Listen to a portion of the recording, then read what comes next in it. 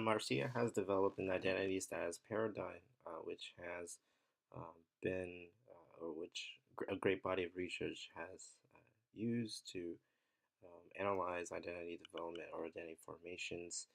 Um, Erikson should be credited, or it was based off Erikson's work, so it's kind of a combination of the two of them.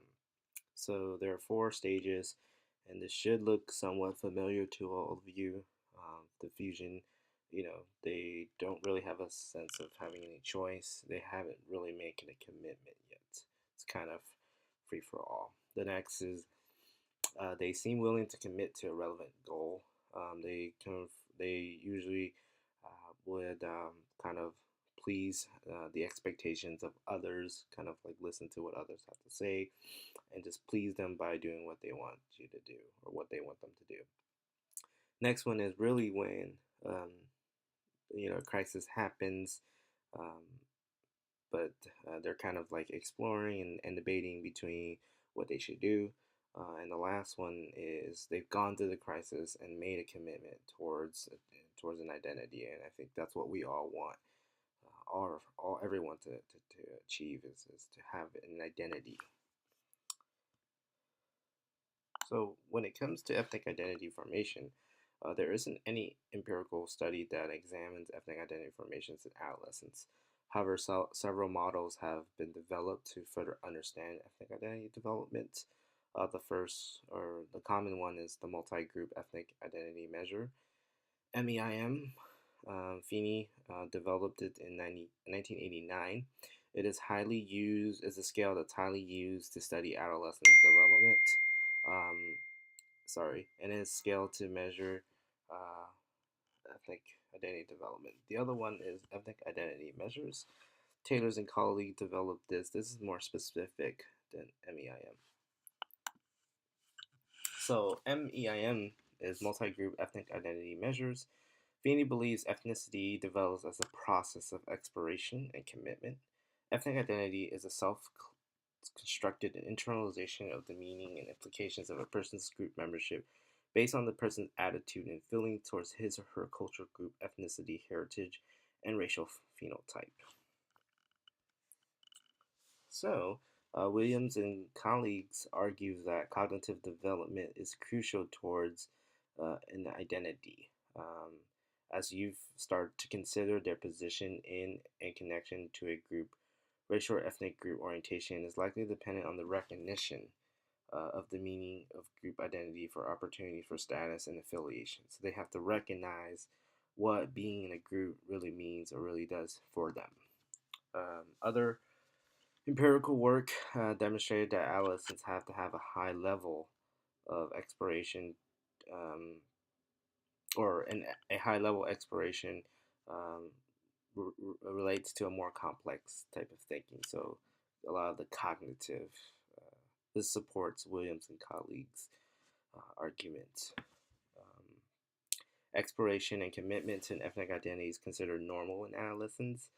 And more importantly, this tends to happen more frequently in early and late adolescence, not so much in middle adolescence.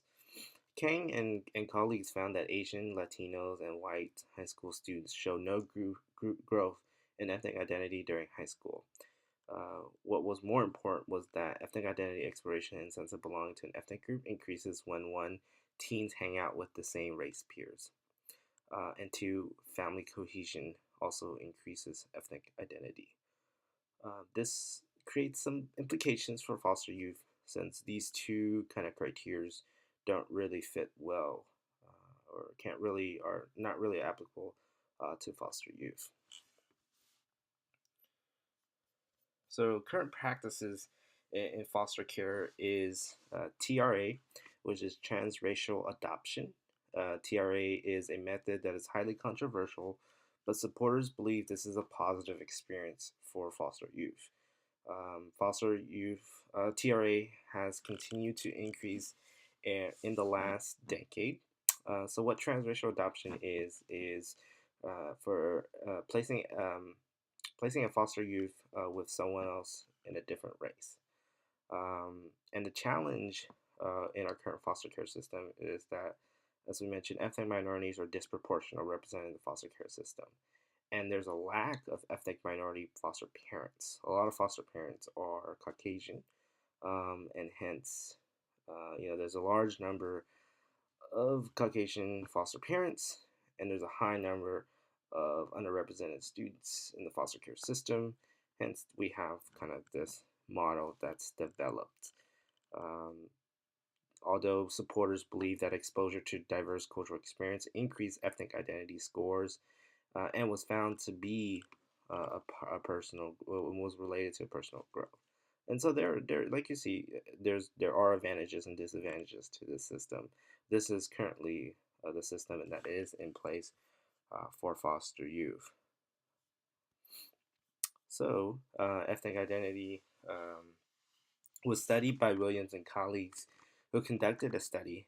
They found that blacks, Hispanics, and Latinos had higher scores on the MEMI scale by Feeney, which is a scale that assesses ethnic identity. They found that there were no differences between the black and Hispanics, and that ethnic identities, minorities, ethnic identities were more salient than whites.